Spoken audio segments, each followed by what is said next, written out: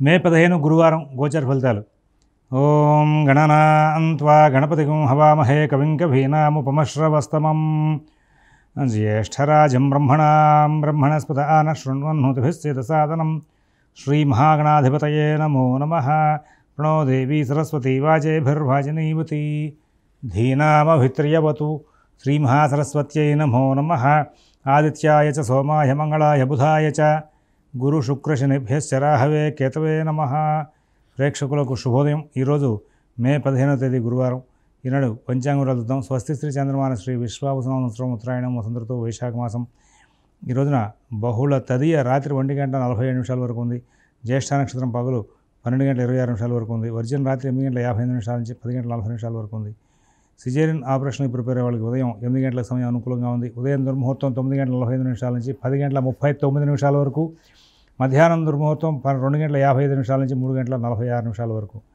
సరే, ఇక ఈ రోజున మనకు ఉన్నటువంటి గ్రహచారాన్ని చూద్దాం. ఈ రోజున రాహు శుక్రాశని మీనంలో ఉన్నారు. మేషంలో బుధుడు, వృషభంలో రవి, తర్వాత మిథునంలో గురువు, కుజుడు కర్కాటకంలో, కేతు కన్యలో, చంద్రుడు వృశ్చికంలో ఉన్నారు. ఇది ఈనాటి గ్రహచారం. తర్వాత మధ్యాహ్నం 12:26కి చంద్రుడు ధనస్సులో ప్రవేశిస్తారు. అందరూ కూడా ఒకసారి భగవన్నామం చేయండి. ఓం శివరామ గోవింద నారాయణ మహాదేవ. ఓం శివరామ గోవింద నారాయణ మహాదేవ. ఓం శివరామ గోవింద నారాయణ మహాదేవ. అందరికీ కూడా ఒక చిన్న ప్రస్తావన చేయదలిచాం. ఏంటంటే రేపటి రోజున సంకట చతుర్థి, శుక్రవారం కూడా వచ్చింది. విశేషంగా గణపతికి చాలా ప్రీతికరమైన రోజు. సమస్యలు ఉన్నవాళ్ళు మనకి భారతీయ సనాతన ధర్మంలో అనేక మంది దేవతా మూర్తులు ఉన్నారు. వాళ్ళకు సంబంధించిన కల్పాలు చాలా ఉన్నాయి. ఇక్కడ ఈ గణపతికి సంబంధించి సంకట చతుర్థి నాడు, ప్రతి మాసంలోనూ వచ్చే బహుళ చవితి నాడు పగలు ఉపవాసం ఉండి సూర్యాస్తమ సమయానికి గణపతిని ఆరాధిస్తే, సంకట చతుర్థి గణపతిగా ఆయన్ని సంకల్పం చేసి కనుక ఆరాధిస్తే, ఆయన అనుగ్రహిస్తే కనుక చాలా సమస్యలు తీరుతాయి, కష్టాలు తీరుతాయి, పిల్లల అభివృద్ధి బాగుంటుందని చెప్తూ ఉంటారు. పగలంతా ఉపవాసం ఉండి సూర్యాస్తమయ సమయానికి ప్రారంభం చేసి అర్చన క్రమం పూర్తి చేసుకుని కల్పంలో చెప్పిన విధంగా అర్చన చేసుకోవడం, దానికి సంబంధించిన కథ అంతా కూడా మనం తెలుసుకోవడం. అయిపోయిన తర్వాత మరి ఆ రోజున బ్రాహ్మణ భోజనం పెట్టి వస్త్రాదులు దానం చేసి వెళ్ళాలి. అయితే పగలంతా ఉపవాసం చేయలేని శక్తి లేని వాళ్ళు మరి ఉదయకాలంలోనే అర్చనా క్రమం పూర్తి చేసుకుని ఏదైనా పళ్ళు లేదా పలహారం తిని ఆగచ్చు. ఆగి సూర్యాస్తమయానికి మళ్ళీ గణపతిని లఘువుగా అష్టోత్తరంతో కానీ ఏదైనా అర్చన చేసుకోవడం మంచిది. కారణం ఏంటంటే సూర్యాస్తమయంలో అర్చన దానికి విశేషం, ప్రదోష కాలంలో అర్చన. కాబట్టి ఉండగలగడం, ఉండలేకపోవడం అనే సమస్యలతో కొంతమంది వీటిని అనుష్ఠించే విషయంలో దూరంగా ఉన్నారు. ఇట్లా అనుష్ఠించే విషయంలో దూరంగా ఉండాల్సిన అవసరం లేదు. మీరు మొత్తం అంతా కూడా ఆ యొక్క సంకట చతుర్థి వ్రతం ఏ విధంగా చెప్పడంతో ఆ కథలో ముందు కథ చదవడం అలవాటు చేసుకోండి. ఇలాంటి వ్రతాలు వచ్చినప్పుడు ఆ కథలని మనం ముందుగా చదవాలి. ఏ వ్రతం చేద్దాం అనుకున్నా కానీ వ్రతానికి కథ ఉంటుంది. వ్రతం ఎవరు చేశారు, ఎందుకు చేశారు, ఏ సందర్భాల్లో చేయాల్సి వచ్చింది, మొట్టమొదటి ఎవరు ఆచరించారు, తర్వాత ఆచరించిన వాళ్ళ యొక్క ఎక్స్పీరియన్సెస్ ఎట్లా ఉన్నాయనే దాంతో కథ నడుస్తుంది ఇప్పుడు కూడా, ఏ వ్రతంకైనా సరే. అలాగే ఈ సంకట చతుర్థి వ్రతం కూడా మీరు ఆ కథని మొత్తం ఒకసారి చదవండి. చదివితే మనం ఆ పూజా వ్రతం అంతా కూడా చేసే విధానంలో సరుకులు ఏం కావాల్సి వస్తాయి, కథలో ఉన్న విషయంగా మన నియమాలు ఏం పాటించాల్సి వస్తుంది అనేటువంటి విషయాలు మనకు తెలుస్తాయి. తద్వారా మీరు కనుక నియమంగా ఈ సంకట చతుర్థి వ్రతాన్ని చక్కగా సంవత్సరంలో ప్రతి బహుళ చవితి నాడు కనుక అనుష్ఠిస్తూ ముందుకు వెళ్తే ఎన్నో శుభపరిణామాలు చేకూరే అవకాశం వస్తుంది. చక్కగా అభివృద్ధిలో ముందుకు వెళ్ళే అవకాశం వస్తుంది. ఇది మీరందరూ కూడా గమనించుకోవాలి. ఈ యొక్క విధానాలతో కూడినటువంటి సంకట చతుర్థి వ్రతం అనేది మరి ఎక్కడ కూడా మనం రాజీ పడే అవకాశం లేకుండా ప్రతి మాసంలోనూ బహుళ చవితి నాడు కనుక గణపతిని ఇట్లా అర్చించిన అలవాటు చేసుకుంటే కష్టాలు తొలగి కార్యక్రమాలు విఘ్నం లేకుండా వేగంగా పూర్తవుతూ సుఖంగా జీవనం సాగించే అవకాశం వస్తుంది. రేపటి రోజున ఉన్నటువంటి సంకట చతుర్థి వ్రతానికి ఇవాళ మీకు చెప్పడంలో కారణం ఏంటంటే నెట్లో డౌన్లోడ్ చేసుకుని కథాగమనం అంతా కూడా ఒకసారి పరిశీలిస్తారు, పూజా విధానం పరిశీలించుకుంటారు, దాని తగ్గట్టుగా ఏర్పాట్లు చేసుకుంటారు.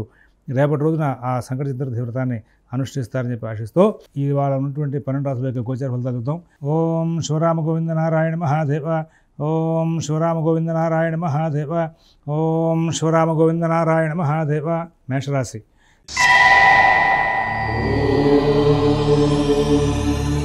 ఈ రోజున మేషరాశి వాళ్ళకి అన్ని కార్యక్రమాలు కూడా చాలా చక్కగా నడుస్తూ ఉంటాయి. ఎటువంటి సమస్యలు లేకుండా చాలా ప్రశాంతమైన జీవితాన్ని గడిపే అవకాశం వస్తుంది. చాలా కాలంగా ఇబ్బందులు పడుతున్నారు. ఆ ఇబ్బందులన్నీ కూడా తొలగి సుఖశాంతులతో కాలక్షేపం చేసే అవకాశం వస్తుంది. ఉద్యోగ భద్రత బాగా ఉంటుంది. వ్యాపార విషయాలు బాగుంటాయి. ఆర్థిక లావాదేవీలు బాగుంటాయి. ఆరోగ్య విషయంలో కూడా సత్ఫలితాలు వచ్చే అవకాశం వస్తుంది.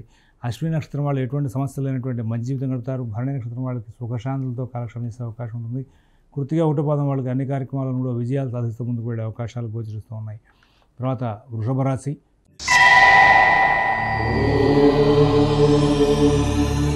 ఈ వృషభ రాశి వాళ్ళకి ఈ రోజున కొన్ని పనులు చికాకులతో నడుస్తూ ఉంటాయి, ఆటంకాలతో నడుస్తూ ఉంటాయి.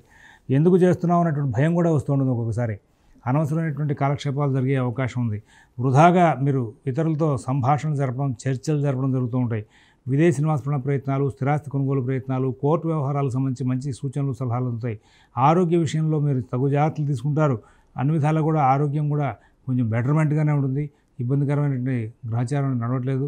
అలాగే మరి తర్వాత ఈ రాశిలో ఉన్నటువంటి 3 నక్షత్రాల వాళ్ళకి కూడా కుటుంబ విషయాలు, ఉద్యోగ వ్యాపార విషయాలు, ఆర్థిక ఆరోగ్య విషయాలు కూడా ఎక్కడ ఇబ్బంది లేకుండా సుఖశాంతులతో కాలక్షేపం జరిగే అవకాశం ఉంది. ఆ తర్వాత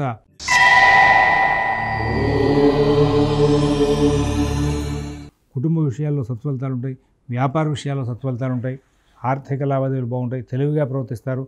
మీ మానసిక వ్యవస్థ చాలా చక్కగా పనిచేసి ఎప్పుడు ఎక్కడ ఏ విధంగా ప్రవర్తించాలి, ఎవరితో ఎలా ఉండాలి అనే విషయాల్లో చక్కనైనటువంటి స్థితిని తెలియజేస్తూ ఉంటుంది. తద్వారా మీరు చాలా లాభాలు అందుకుంటూ ముందుకు వెళ్ళే అవకాశాలు వస్తూ ఉంటాయి.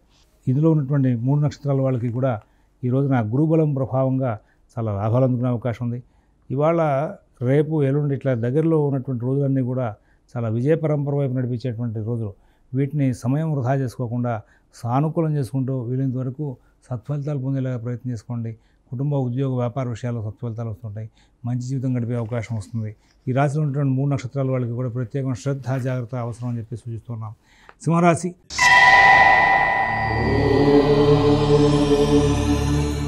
ఆర్థిక లావాదేవీలు బాగుంటాయి. ఆరోగ్య విషయంలో మంచి ఫలితాలు ఉంటాయి. కుటుంబం, ఉద్యోగం, వ్యాపారం విషయంలో చాలా చక్కటి ఫలితాలు తీసుకుంటారు.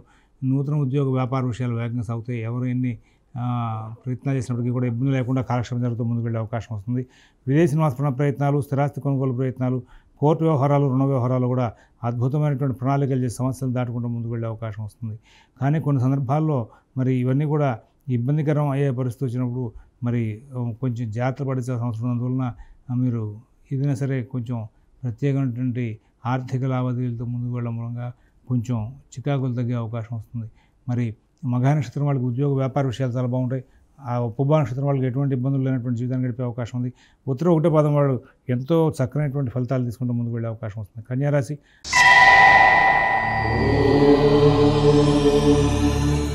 ఆర్థిక లావాదేవీలు బాగుంటాయి.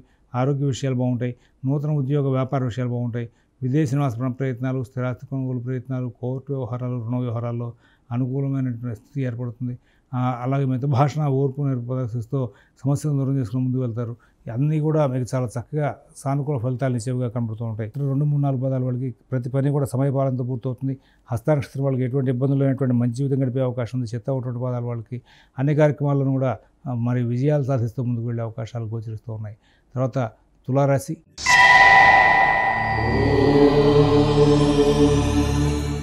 ఈ తులారాశి వాళ్ళకి మరి ఈ ప్రస్తుతం ఈ గురుబలం భాగ్యంలో ఉండడం కారణంగా, అలాగే శని యొక్క సంచారం కూడా బాగున్న కారణంగా ఉద్యోగ వ్యాపార విషయాల్లో గత నుంచి ఉన్న సమస్యలను పరిష్కరించుకునేందుకు మీరు చేసే ప్రయత్నాలను కూడా చాలా సానుకూలం అవుతూ ఉంటాయి. ఉద్యోగం, వ్యాపారం, ఆర్థికం, ఆరోగ్యం అన్ని విషయాలను కూడా తెలివితేటలు ప్రదర్శిస్తారు. సమస్యలను పరిష్కరించుకుంటారు. స్నేహపూర్వకంగా వ్యవహరిస్తారు. అందరితోనూ కూడా మీరు చక్కగా ప్రయాణం చేసి, అందరితోనూ స్నేహపూర్వకమైన ప్రయాణం చేసి మీరు చాలా విజయాలు సాధిస్తూ ముందుకు వెళ్ళే అవకాశం వస్తుంది. ఎటువంటి ఇబ్బందులు లేనటువంటి మంచి జీవితాన్ని గడుపుతారు. నూతన ఉద్యోగ వ్యాపార విషయాల్లో కూడా సత్ఫలితాలు వచ్చే అవకాశం వస్తుంది. ఈ రాశిలో ఉన్నటువంటి 3 నక్షత్రాల వాళ్ళకి ఎటువంటి ఇబ్బందులు లేనటువంటి మంచి జీవితం గడిపే అవకాశాలు గోచరిస్తూ ఉన్నాయి. తర్వాత వృశ్చిక రాశి.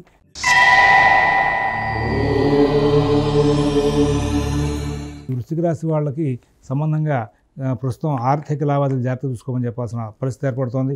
కుటుంబం, ఉద్యోగం, వ్యాపార విషయాల్లో కూడా కొంచెం ప్రత్యేకమైన శ్రద్ధ, జాగ్రత్త కనబరిస్తే విజయాలు బాగా సాధించే అవకాశం వస్తుంది. విశాఖ 4వ పాదం వాళ్ళకి ప్రస్తుతం ఆరోగ్య స్థితిలోనూ ఆర్థిక విషయాలను ప్రత్యేకమైన శ్రద్ధ, జాగ్రత్త అవసరం. అనురాధ నక్షత్రం వాళ్ళకి ఎటువంటి ఇబ్బందులు లేనటువంటి జీవితాన్ని గడుపుతారు.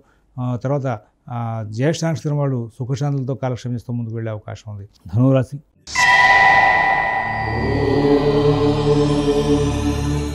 చాలా తెలివిగా ప్రవర్తిస్తారు. చాలా ఓర్పుగా వ్యవహరిస్తారు. అయితే ఇక్కడ అష్టమ కుజుడు ఉన్నప్పటికీ కూడా గురుబలం ప్రారంభమైంది కాబట్టి సానుకూల ఫలితాలు పెరుగుతాయి. కొంత ఉపశమనంగా ఇక్కడ రవి యొక్క సంచారం కూడా, శుక్రుడు యొక్క సంచారం కూడా అనుకూలంగా ఉంది. ఈ కారణం చేత ధనురాశి వాళ్ళు ప్రతి విషయంలో కూడా విజయాలు సాధిస్తూ ముందుకు వెళ్ళే అవకాశం వస్తుంది. కుటుంబ విషయాలు, ఉద్యోగ వ్యాపార విషయాలని బాగుంటాయి. ఆర్థిక లావాదేవీలు బాగుంటాయి. ఆరోగ్య విషయంలో మంచి ఫలితాలు ఉంటాయి.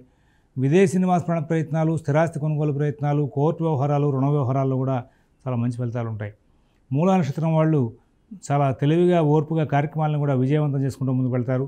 పూర్వాషాఢ నక్షత్రం వాళ్ళకి ఎటువంటి సమస్య లేనటువంటి మంచి జీవితం గడిపే అవకాశం ఉంది. ఉత్తరాషాఢ ఒకటో పాదం వాళ్ళకి అనుకోని లాభాలు చేకూరే అవకాశం ఉంది. మకర రాశి.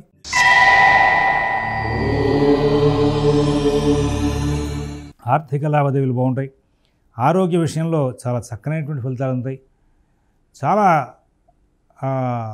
పాతకాలం నుంచి ఉన్నటువంటి రుణ సమస్యలకి, ఆరోగ్య సమస్యలకు కూడా ఇవాళ కొంచెం దానికి సంబంధించిన సదుపాయం, అంటే వైద్యం వంటి సదుపాయాలు దొరికే అవకాశం వస్తుంది. మంచి జీవనం చేసే అవకాశం వస్తుంది.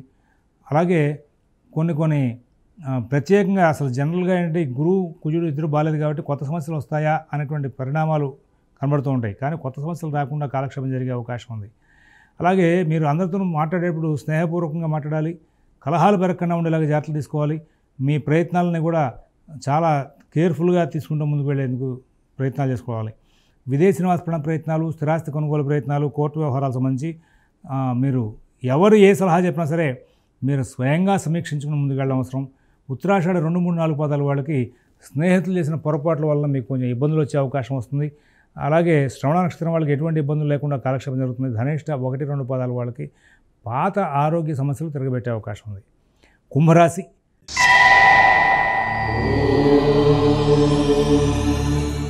ఈ కుంభరాశి వాళ్ళు చాలా దిగ్విజయమైనటువంటి ఫలితాలు తీసుకుంటారు.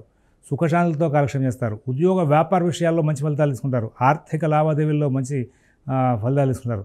మొత్తం మీద ఈ రోజంతా కూడా చాలా చక్కగా నడుస్తుంది. ధనిష్ట 3, 4 పాదాల వాళ్ళకి ధైర్యయుక్తమైన బుద్ధితో చాలా విజయాలు సాధించే అవకాశం వస్తుంది. శతభిష నక్షత్రం వాళ్ళు చాలా లాభాలు అందుకుంటారు. పూర్వభద్ర 1, 2, 3 పాదాల వాళ్ళకి కుటుంబ సభ్యుల యొక్క సహాయ సహకారాలతో ఎన్నో విజయాలు సాధించే అవకాశం వస్తుంది. మీనరాశి.